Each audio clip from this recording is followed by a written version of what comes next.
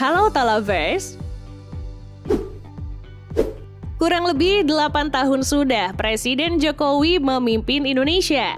Beberapa pengamat pun memberikan tanggapan akan kesuksesan mantan wali kota Solo itu dalam membangun sederet infrastruktur di tanah air. Hal ini pun bukan sekedar sukses dari proses perencanaan, melainkan beberapa aspek mulai dari proses pembiayaan dan kerjasama usaha, hingga bagaimana proses pengimplementasiannya di lapangan. Bayangin aja, 40 tahun Indonesia cuma bangun jalanan 700 km.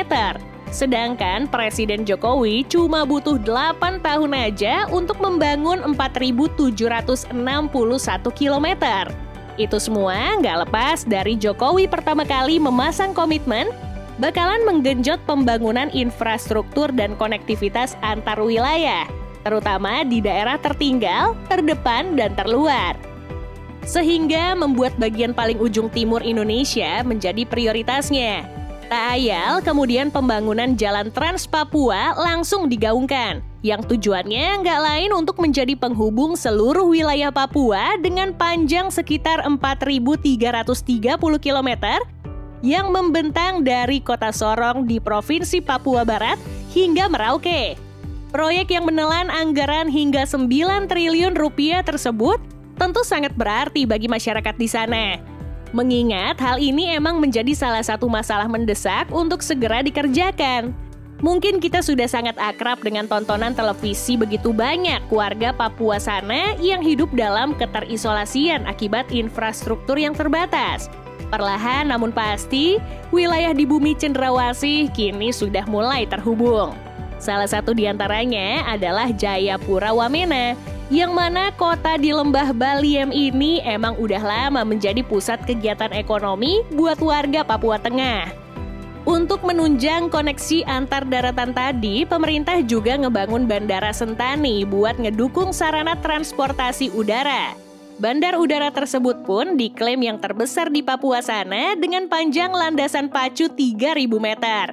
Udah cukup lah buat mendaratkan pesawat medium. Gak heran kalau 9 maskapai udah ada di sana buat ngelayanin penerbangan komersial dan 6 maskapai untuk terminal kargonya. Bandar udara Sentani juga masuk ke dalam 20 besar bandara terpadat di tanah air dengan peningkatan jumlah penumpang setiap tahunnya. Hal tersebut pun menjadi sebuah acuan untuk PT Angkasa Pura I sebagai pengelolaannya nyiapin dana segar sebesar 450 miliar rupiah untuk ningkatin segala fasilitasnya. Di mana saat ini bandara yang terletak di Kabupaten Jayapura tersebut udah punya kapasitas apron 13 parking stand untuk pesawat berbadan kecil, 11 parking stand untuk pesawat kecil berbaling-baling, dan 8 parking stand untuk pesawat kargo. Anyway, seolah ingin menghapus kesan yang selama ini pembangunan infrastruktur bersifat Jawa sentris, pemerintah juga merambah buat ngebangun kereta api Sulawesi Selatan dan menyiapkan anggaran hingga 10,6 triliun rupiah agar pembangunannya bisa terrealisasi. Kini, kereta api pertama di Sulawesi tersebut sudah bisa dinikmati publik. Masyarakat di sana sudah bisa mencoba trayek stasiun Garongkong, stasiun Mangila yang menghubungkan antara Kabupaten Baru dan Pangkep tanpa dipungut biaya selama masa uji coba.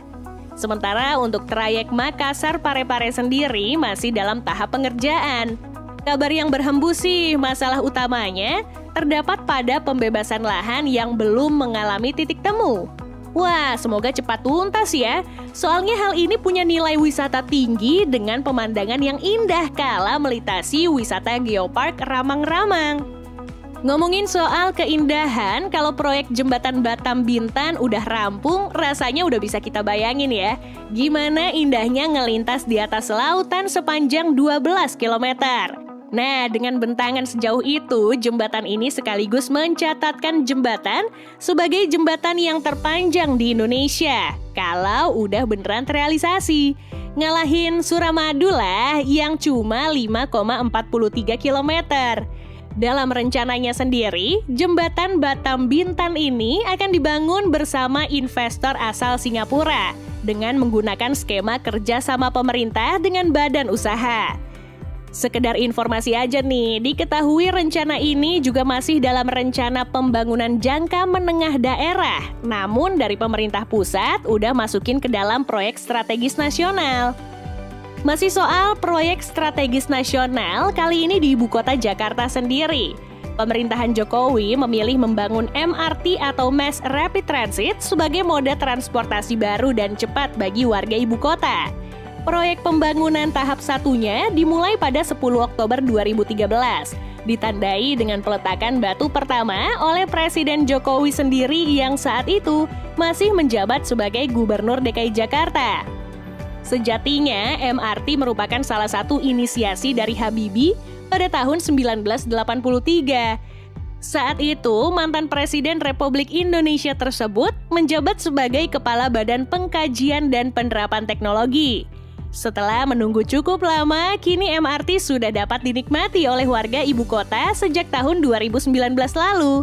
Pada koridor 1 telah dibangun jalur kereta sepanjang 16 km yang meliputi 10 km jalur layang dan 6 km jalur bawah tanah dengan 7 buah stasiun layang.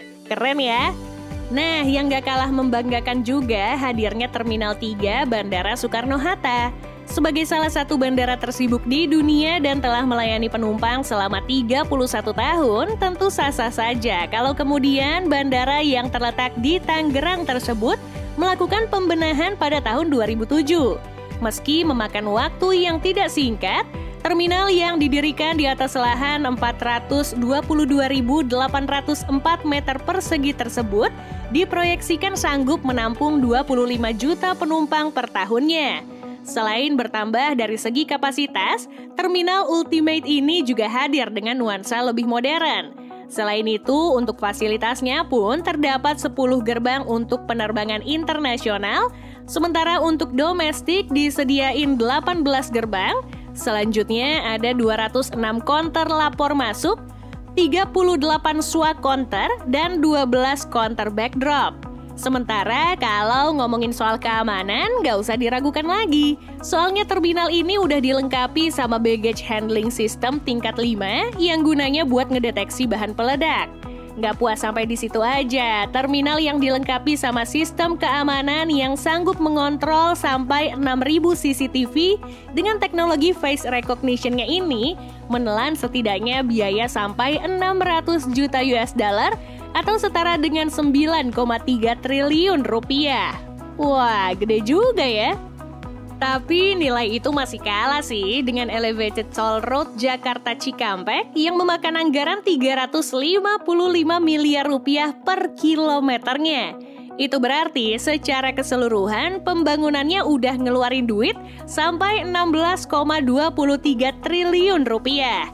Nominal yang terbilang masih masuk akal demi bisa mengurai masalah kemacetan yang kerap terjadi di sana, terutama saat arus mudik dan arus balik lebaran. Anyway, sekedar informasi aja, nama tol ini sengaja diubah dari Tol Layang Jakarta Cikampek menjadi Tol Layang Muhammad bin Zayed Al Nahyan. Penggantian nama ini diresmikan tanggal 12 April 2021 sebagai wujud terima kasih pemerintah Indonesia kepada Uni Emirat Arab yang menamai salah satu jalannya di kota Abu Dhabi dengan nama Presiden Joko Widodo.